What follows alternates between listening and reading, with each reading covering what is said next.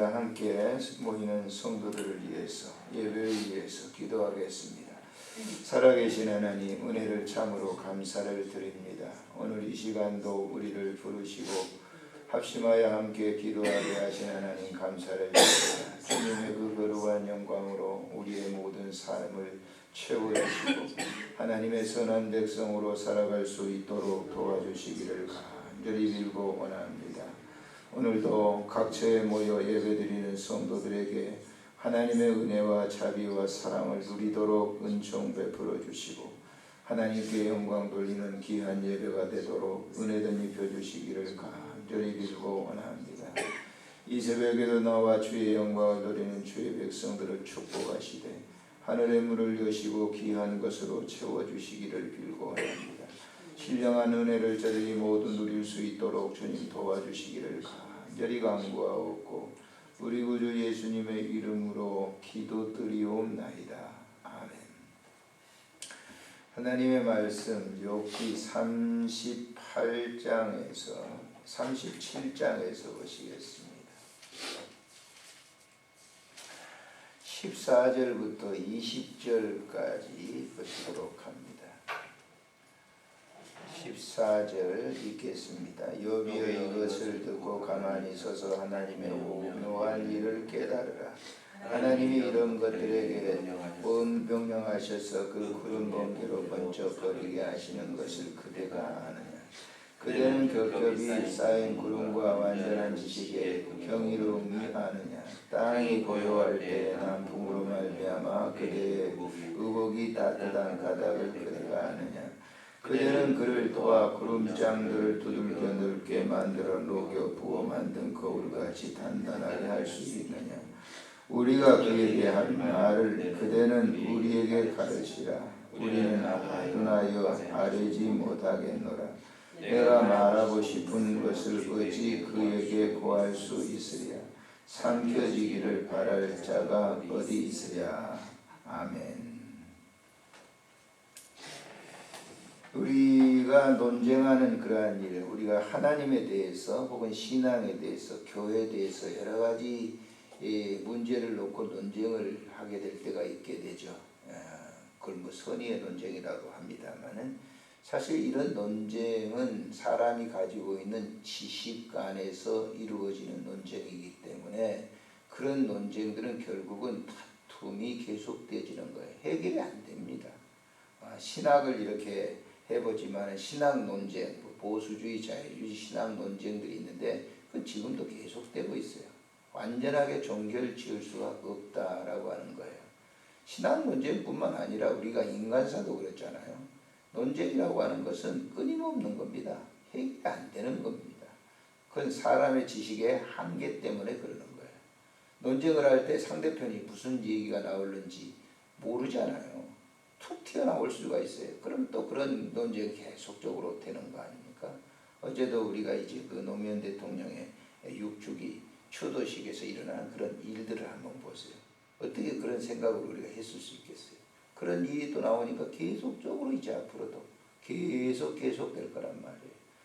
오늘 이제 이 본장도 보게 되면 욥과 그 세 친구들이 선한 입장에 주문도 가서 이제 그를 위로하고 그러려고 했는데 계속적으로 하나님에 대해 신앙관에 대해서 논쟁을 벌이는데 욥을 이길 수가 없잖아요. 욥이 더 지식 공부를 더 많이 한 것 같아요. 그러니까 이 엘리우나 빌닷이나 소발이나 이런 사람들이 더 이상 논쟁할 수가 없으니까 입을 다물고 있는데 욥이 한창 말하다가 욥도 자신도 지쳤겠죠. 엘리우가 등장해서 얘기를 합니다. 하나님의 존재에 대해서 얘기를 해요.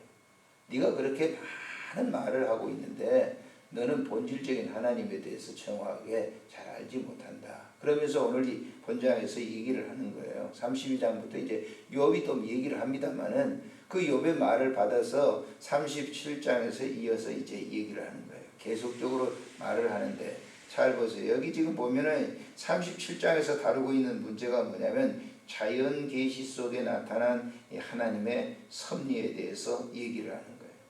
14절을 보세요. 욥이 이것을 듣고 가만히 서서 하나님의 오묘한 일을 깨달으라. 뭘 말합니까? 15절에 보면 하나님이 이런 것들을 명령하셔서 그 구름 번개를 번쩍거리게 하시는 것을 그대가 아는가? 질문을 하고 있어요.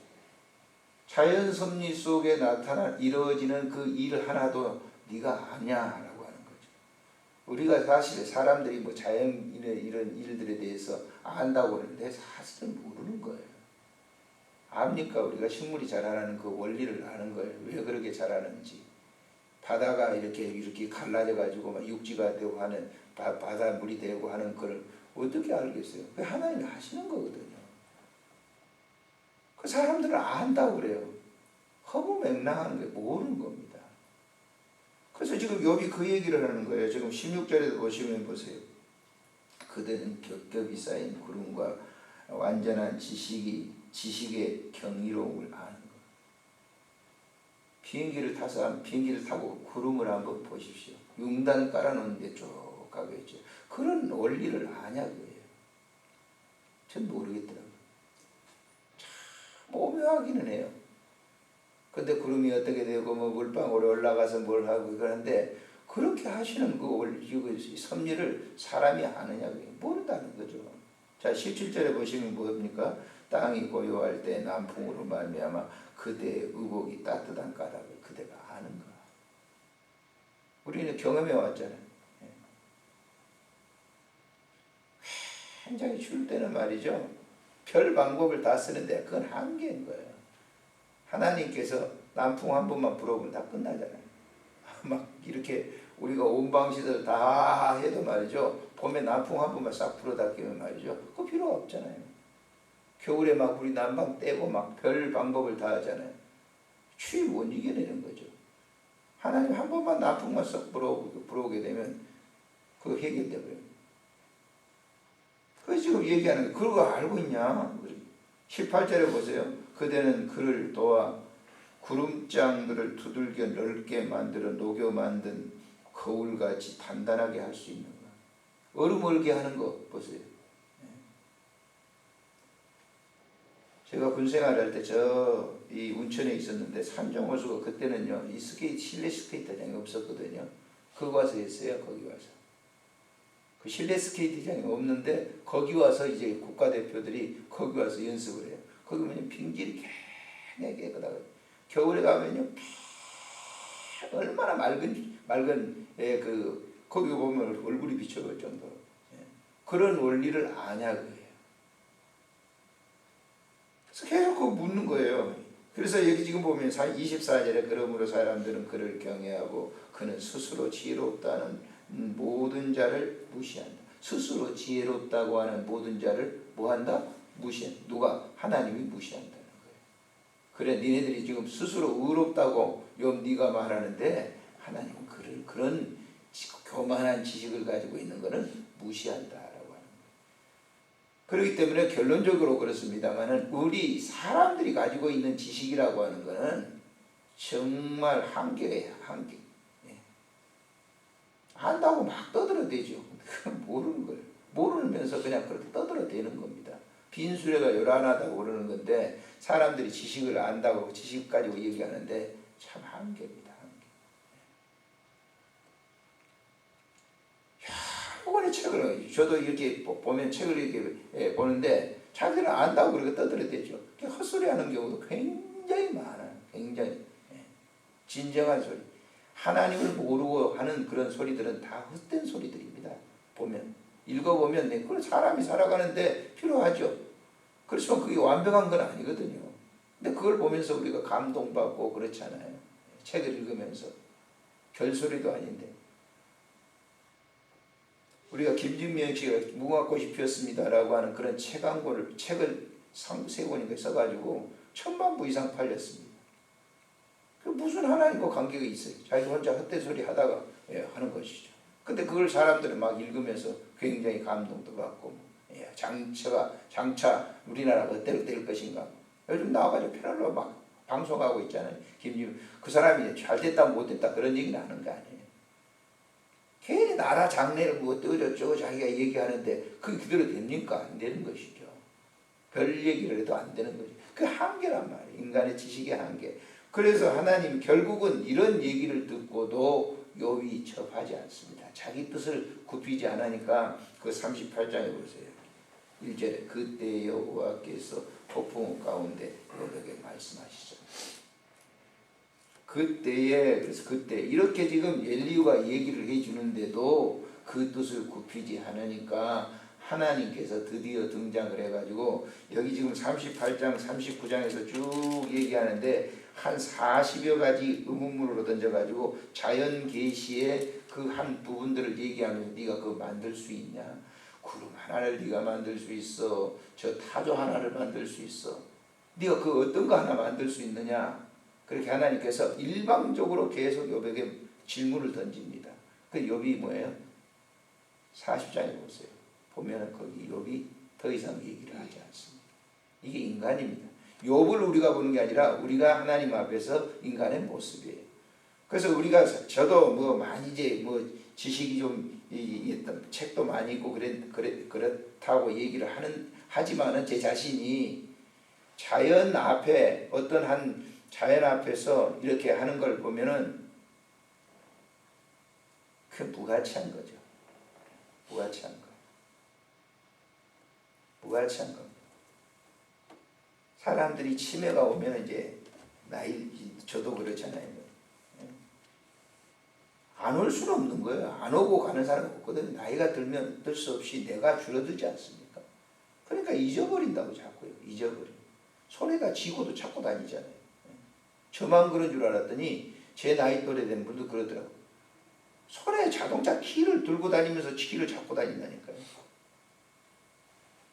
참 무슨 어디 갔지? 손에 들고 있는 또 그러면서 그것이 인간의 지식의 한계라고 하는 것을 보여주는 거예요. 이건 누구든지 다 마찬가지입니다. 우리가 안다고 하는데 모르고 사는 것이죠. 중요한 것은 뭐냐면 우리가 이 욥기를 보면서 하나 분명하게 알아야 될 것은 우리의 이 영적인 그런 세계, 하나님이 나의 아버지라고 하는 사실, 이거 아는 것, 그게 가장 귀중한 거예요. 그건 영구한 것이기 때문에 그건 하나님과 동반해서 영원한 그 세계에 가기 때문에 그러는 겁니다. 그래서 오늘 우리가 살아가는 삶의 여정 가운데도 어떤 논쟁이든지 그건 부질없는 것이다라고. 괜히 쓸데없이 하는 소리다 그러고. 그러니까 안 하는 것이 제일 중요하다라고 하는 거예요. 우격다짐을 해서 되는 문제가 아니라라고 하는 거예요. 그건 고스란히 기록된 거예요. 저도 노예사를 이렇게 기록에 쭉 봤습니다만 노예 때 일어나는 일들이 있죠. 그래가지고 우겨가지고 한편이 이겼다.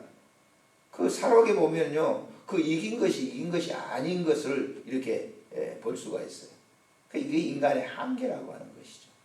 그래서 우리가 삶의 현장에서도 뭐 부부도 그렇고 자녀와 부모 간의 관계도 그렇고 친구와의 관계도 그렇고 모든 사람과 관계도 신학적 논쟁도 그렇고 신앙의 논쟁 무슨 방언이네 뭐네 이거 해야 되네 안 해야 되네 부질없는 거예요. 거기서 입 닫고 있는 것이 가장 중요한 것이다. 근데 그게 쉽지 않죠. 그건 숙제로 남아있죠. 그러나 분명한 것은 하나님이 내주하면 그런 문제에 입을 닫고 있는 사람들, 그게 굉장히 현명한 신앙인이라고 하는 것을 우리가 이 욥기서를 보면서 깨닫게 되는 겁니다. 기도하겠습니다.